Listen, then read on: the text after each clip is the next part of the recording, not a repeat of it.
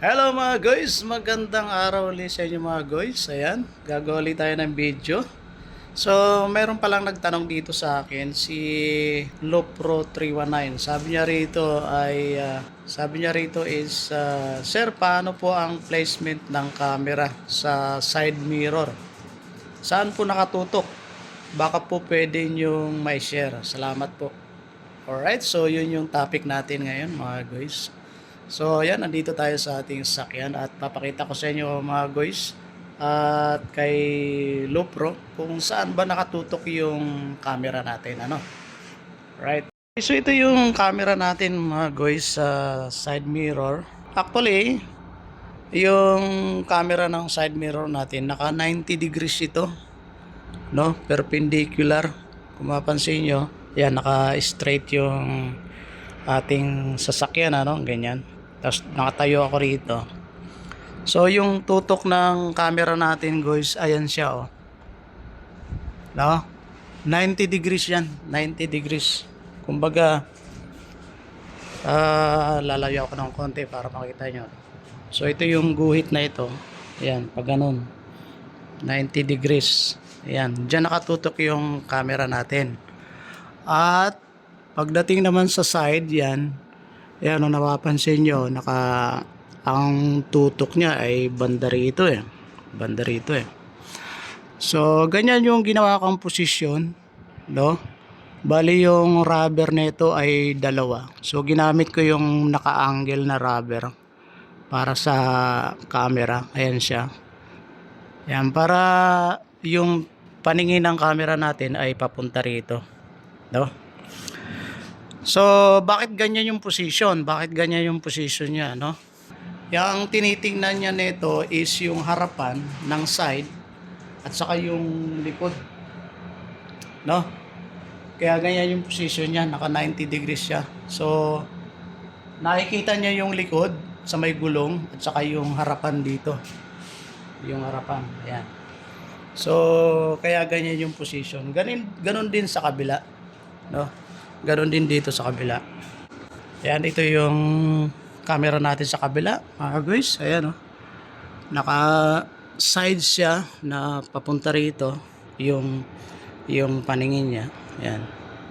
Ayan. Pero ang nakikita niyo yung likod at nakikita rin dito yung harapan. So, ganun yun. Nakikita niyo yung likod at saka yung harapan dito sa side na ito. Dito. Ayan. At ganoon din yung position niya, naka 90 degrees. Ayan, oh. Papunta rito. Punta rito sa bandang harapan ko. Ayan. Tingnan natin sa loob ng sasakyan. Maglalagay tayo ng palatandaan mga guys para maintindihan nyo kung ano yung ibig kong sabihin. Gagamit tayo rito ng 2 galon. Meron tayong 2 galon. Lalagay natin sa harapan at saka sa likod. Yung side niya. Ayan. Alright. Okay. So, lagay tayo dito. Ayan. So, ayan siya mga guys, ano? Naglagay tayo ng galon para maintindihan nyo kung anong ibig kong sabihin. Ayan, nakalagay lang siya sa side. Tsaka yung isa doon sa harapan, sa side din, no? Ayan. So, ang distansya niya, walang problema. Basta, maglalagay lang tayo rito para maintindihan nyo kung ano yung tinitingnan ng side mirror ng side camera natin. Ayan. Ito yung isa. Ayan, lagay natin dito. Ayan. Alright. So, pasok tayo dito sa loob. So, ayan, di pa nakabukas yung ating sasakyan. So, start natin mga guys. Apakan natin ang preno. At siyempre, naka-parking lang yung ating naka-parking. Naka-handbrake tayo. Yan, apakin ang preno. Yung engine natin, naka-green. Press lang natin siya. Alright. So, ayan, nag-start na. Pwede natin bitawan yung ating brake. So, antayin natin na mag-power on yung ating Tesla. Alright, so ayan guys, so ayan nag-on na. So punta tayo dito sa application natin mga guys. Ito yung 360 view natin. Ayan. So ayan guys, ano mapapansin nyo, ito yung pinakabuo niya yung sa 360 top view Ito yung galon ayan sa may unahan. Tsaka dito sa likod. So hindi ganong halata Pero kung ayun, nakita na siya, ayan 'di ba? Ito yung ano natin Ayan So nakikita niyo yan guys, ayan Ayan. Yung icon na to. Pag pinindot natin, ayun siya, nakikita yung sa side diyan sa side. Yun, nakikita niya yung front, nakikita niya yung galon. Ayan Ayan, di ba? Nakikita niya. Tapos switch natin sa likod. Ito. Ayan Ayan sa mga guys Di ba? So, yun yung ibig kong sabihin. No? Kaya kung bakit siya ganun yung position niya, yung side camera natin, dapat makita niya yung harapan at saka yung likod ng gulong or yung area na yon. Kaya ganun yung kanyang position. So kung kayo maglalagay ng camera sa side mirror, sikapin nyo, pihitin nyo yung camera nyo na makita niya yung likod at saka yung harapan na gulong, yung side niya, no? So yun, naglagay tayo ng galon dito sa harapan saka sa likod, sa side niya para makita nyo kung ano yung nakikita ng camera natin. So ganun lang siya, no? Ayan kitang kita nyo naman Ayan, ito yung side ng likod. Ayan yun yung galon nakikita, di ba? No?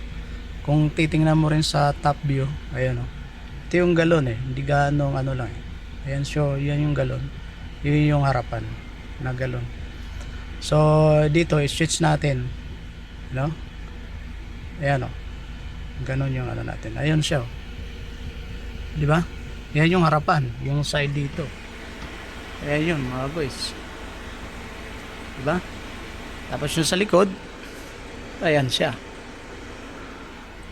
So nakikita yun ng ano natin, ng camera. So switch natin ulit, no? Switch natin dito. Ayun siya sa likod, di ba mga guys? Ayan. So yan pa yung isang view niya, no? Parang center, yung pinaka center. Ayan nakikita yung ano, wala. Ayan. Tapos switch natin. Ayan di ba? Nakikita siya mga guys. Alright, so sana ay nasagot ko ang iyong tanong, Lopro, no? So saan ba nakatapat yung side camera natin? Tsaka ano ba yung position niya?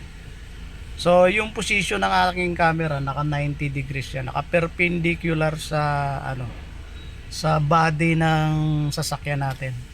At ang tinitingnan niya yung harapan ng side at saka yung likod na side. So yun yung tinitingnan ng camera natin. Para makita ko yung gulong ko kung nakadiretso or nakatabingi. Pag pinindot ko to, so ayun, nakikita ko yung harapan ko. Ayan Ayan Kaya kapag pinihit natin to, halimbawa pinihit natin, nakaganon. Ayan, nakaganyan. Makikita nyo mga guys, yung gulong ko nakatabingi siya. Ayan, tabingi. So ang gagawin ko, pipihitin ko lang kasi nakikita ko siya. Ayan. So pipihitin ko lang yung ano ko. Ayan. Ayan, so hindi ko na siya nakita. So ibig sabihin nakadiretso yung gulong natin. Nakadiretso. Ayan. So ganun siya mga guys. So malaking tulong. Alright, so sana naintindihan nyo. So dito ko natatapusin yung aking video. Salamat sa panonood. At meron din akong isa-shoutout pala. Shoutout pala kay Reynolds Dimisa 1034. So thank you sa panonood. At sana ay subaybayan niyo pa po ang aking mga video na mga ipopost. So, hanggang sa muli mga guys, magkita-kita na lang ulit tayo sa next video. Mabuhay po kayo. God bless po sa inyong lahat. Peace.